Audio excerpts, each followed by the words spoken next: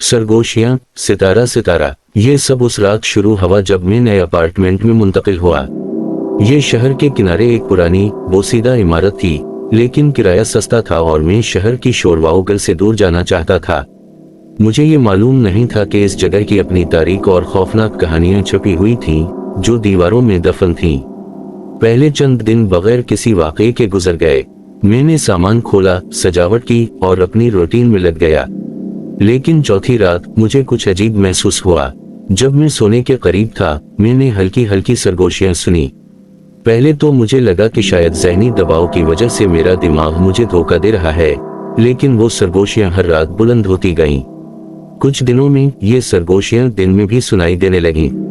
ये दीवारों से आ रही थीं, जैसे कोई या कुछ मुझसे बात करने की कोशिश कर रहा हो।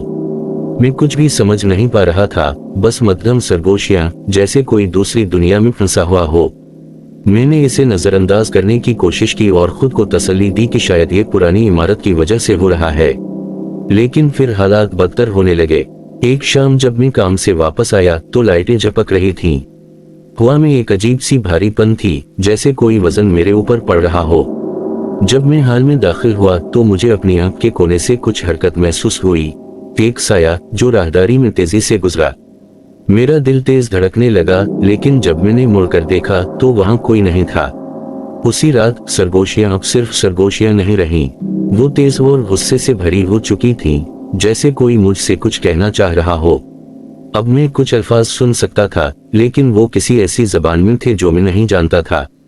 मेरी दीवारें लरजने लगीं, जैसे पूरी इमारत जिंदा हो। मैं बिस्तर पर साकत लेटा रहा, खौफ से भरपूर, और कंबल को जोर से पकड़ लिया, उम्मीद करते हुए कि जो कुछ भी था वो मुझे छोड़ दे। अगले दिन मैंने मालिक मकान को फोन करने की कोशिश की, लेकिन कोई जवाब नहीं मिला।